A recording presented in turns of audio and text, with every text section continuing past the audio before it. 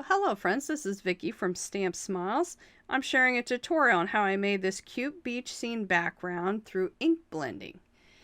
I recommend using Strathmore Bristol smooth cardstock, especially when getting the hang of ink blending, as it's much easier to blend with and the ink blends smoothly over it. I'm also using this adorable Digi Doodle image called Vivian Beach Girl. And I've got her all colored up with Copic markers and cut out and ready to go for her beach scene. To start out, I'm using both Post-it masking tape and purple tape. Purple tape is great for this technique, and it doesn't rip your paper like the painter's tape can. So what I'm doing is taking the image and I'm using it for placement so I can see where I want her to be on this beach scene. I need to create the line between the sky and the sand areas for ink blending. So I'm trying to line up with the glass grid mat to make it as straight as I possibly can. And once I got it where I need it, I flip it over and I put the ends to the back of it. I like to do this when ink blending because I like to move my paper around freely as I do my blending. So I'm starting off with some squeezed lemonade distress ink, and I'm using, my preferred method is using the ink foam blending tool. I prefer this as opposed to the makeup brushes. I tried the makeup brushes. I didn't really have great luck with them. I didn't like them. I actually thought it was worse. Maybe it's because I'm used to blending with these inks and the tool that I have. I don't know. The first color was Squeezed Lemonade, and it didn't really show up that much. So I moved, this is Mustard Seed, and I moved on. What I did is I started with the base of my tool on the purple tape and moved it onto the paper. And you want to do it that way and start out light-handed when you do it. Then you can get more heavy-handed as you go once you see how the ink is going to lay down on it. My next color is Spiced Marmalade, and as you can see, you're going to have to work it back and forth from each end until it blends the way that you want it to go. And the reason why I'm smoothing the brush back and forth like that is because the Bristol cardstock allows me to do that. I'm going to speed this up. As you can see, it's pretty much the same thing. My color here is Broken China, and then I'm going to finish it off with some peacock feathers at the end. And I just kind of work it back and forth.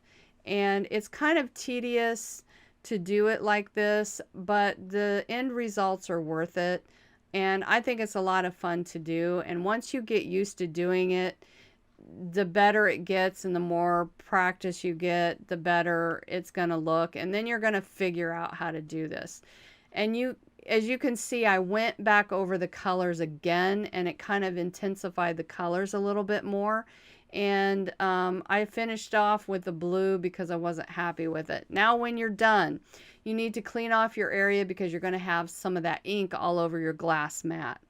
And I'm also taking the purple tape off because there's probably ink on that too, and I don't want to get any of the other inks on the other portion of it where I'm using different colors. I'm kind of seeing where she's at again on there to make sure it's okay. I take a new piece of purple tape and then also that Post-it masking tape to cover the whole entire area that I just ink blended. And now I'm going to start on the beach side. This is where the ocean water is going to be, and this is the Salty Ocean Distress ink. And I'm just kind of going back and forth over that, and then I'm darkening up the very edge of it with some Blueprint Sketch. And I don't want to go up too far because I need to make the sand area. So I flip it over where the purple tape is at and use the darkest color, Vintage Photo, because you want to use the darkest color at the top and then a lighter color. I blended that out with some brushed corduroy to go into the water area. And then to deepen up the water area and to make it look like a beach scene, I just darken that up a little more. And then of course I'm cleaning again, and I took off that masking tape and forgot that I needed to do this step. This is just a spray bottle with water, and I'm just spritzing some drops on it and letting it set for a few seconds. As you can see, it kind of reacts with the distress ink a little bit. And then I'm taking a towel and I'm just going to kind of mop up some of that water on there, and it makes for a really nice texture on your sandy beach area. And once that's all dry, I took off the purple tape, and you can see there's on the line, there's just a little bit of ink that kind of reacted with the water, which is totally fine. I didn't mind, because I have this image here and she's going to sit there and you're not even going to notice that it's there. Plus, I think it gives a little bit more texture. And speaking of the texture, I'm going to add a little bit more of it with some Copic markers. I have E11 here, and I'm just randomly making a whole bunch of dots all over it. There's no big deal with it. It's just a bunch of dots I'm putting all over. And this is E13, and I finish it off with the darkest color, E15. If you don't want to use Copics, you can use markers or whatever you have.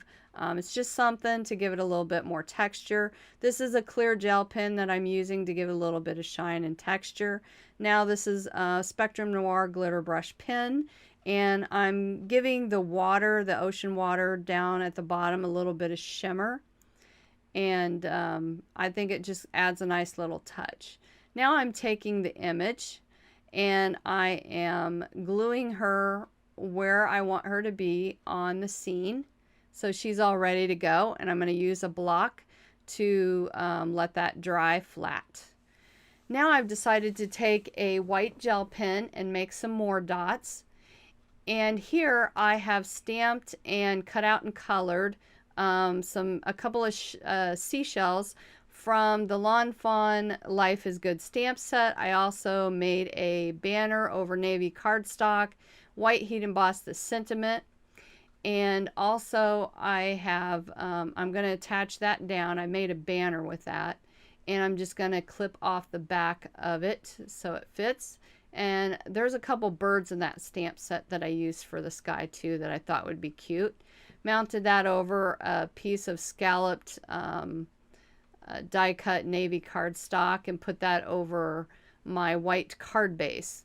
And I'm just adding some finishing details. And you can see the full view and details on my blog at stampsmiles.com. I hope you've enjoyed this and this was a helpful tutorial for you. Thanks for stopping by.